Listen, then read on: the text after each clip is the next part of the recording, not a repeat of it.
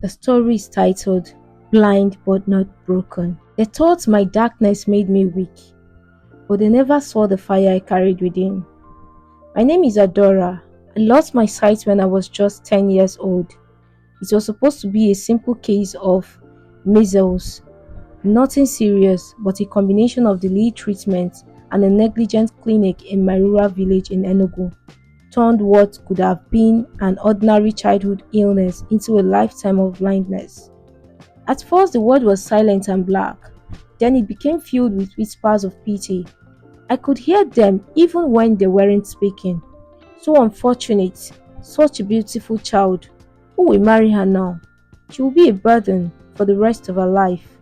They didn't realize I could hear and understand everything. My mother Nneka never gave up on me. She would sit at my bedside every night guiding my fingers over books, determined to make me read again. She was the only one who saw me, not my disability. She was my light, but light doesn't last forever.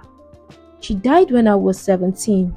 Malaria, the kind that eats fast and leaves ashes in your chest. I was left with my stepfather, Chike, a man who never wanted me.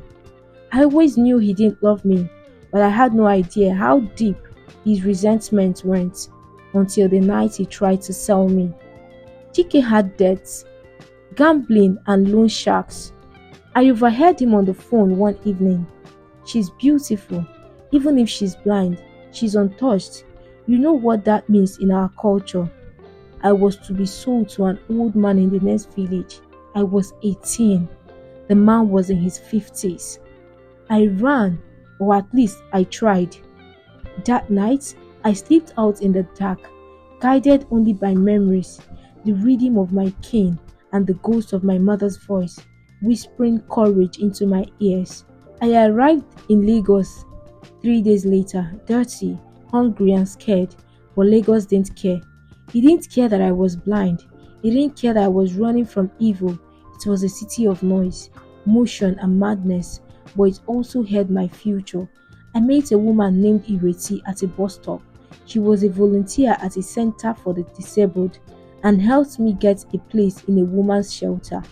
I expected pity, but she gave me purpose. You survived things sighted people would have died from.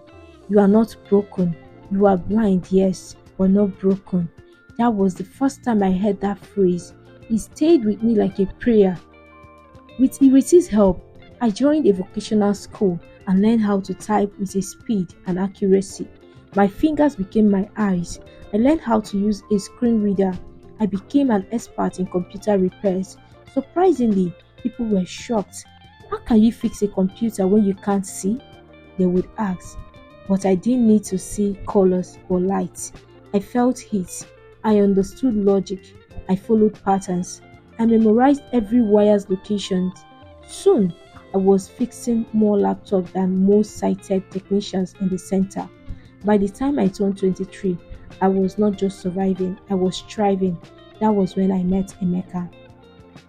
Emeka was a software developer with a crooked eye and a gentle heart. He brought his laptop to the center one day. It was overheating. I fixed it in 30 minutes.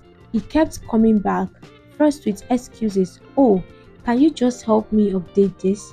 Or my keyboard feels weird. Then he came just to talk. He said I made him see the world differently. You see more than people with perfect vision, Adora. You see with your soul. And just like that, I fell in love. For the first time, I allowed myself to feel wanted, chosen, and visible. But nothing beautiful lasts without a fight. Emeka's family didn't accept me. They didn't hide it. You want to marry a blind girl. A blind girl will cause your lineage. She will be dependent. She will be a burden. The words stung, but I stayed silent. I wasn't going to beg anyone to accept me, but Emeka was a thorn. He loved me. He was also a man deeply rooted in cultural expectations. One day, he stopped showing up. No calls, no explanation, just silence. I waited, convinced he was just overwhelmed, until I heard he was engaged to someone else, someone normal. That betrayal broke me in ways my blindness never did. I stopped going to the center. I stopped fixing laptops. I refused food. For weeks, I lay in my tiny apartment, listening to the ceiling fan hum above me and asking God, why did you let me hope? But Ireti showed up one day, angry and weeping. Don't let a man who couldn't see your words make you forget who you are. You are not a broken mirror. Adora, you are fire, and fire doesn't beg to be seen. That day I stood up, I showered, I dressed, and I started dreaming again. With some money saved and a grant from a disability empowerment program, I started a small repair business, Adora Tech Solution. I hired two deaf technicians and another virtually impaired young woman who became a sensation, a blind CEO. People came out of curiosity, but they stayed for the service. We offered speed, precision, and humility. I trained more people like me, those the world had discarded. We weren't just fixing machines, we were fixing lives. My story went viral after a journalist visited our shop for a routine repair. She couldn't believe the woman who fixed her laptop was blind.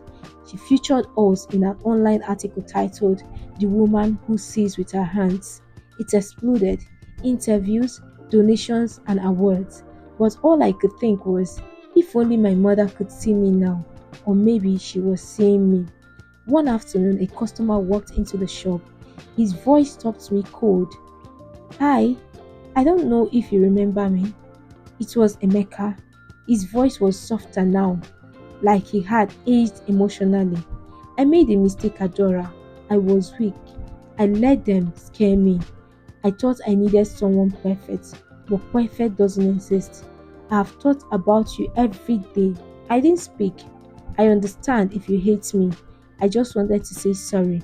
I finally smiled, not with bitterness, but peace. I forgave you the day I let myself become more. He didn't ask for a second chance, and I didn't offer one. That chapter was closed. Today, Adora Tech Solution has 10 staff. We've trained over 200 disabled individuals. We partner with international NGOs. I traveled around Nigeria, giving talks on empowerment and resilience. I still can't see the sun rise, but I can feel its warmth on my face. And every time I help someone rise from the ashes of shame and pity, I whisper, you are blind, maybe, but you are not broken. Neither am I. If you've ever been told you can't become more because of your limitations, remember Adora. Remember that light isn't only seen through eyes, it can be felt through courage. Share this story with someone who needs a reminder that pain doesn't end your story, it starts now.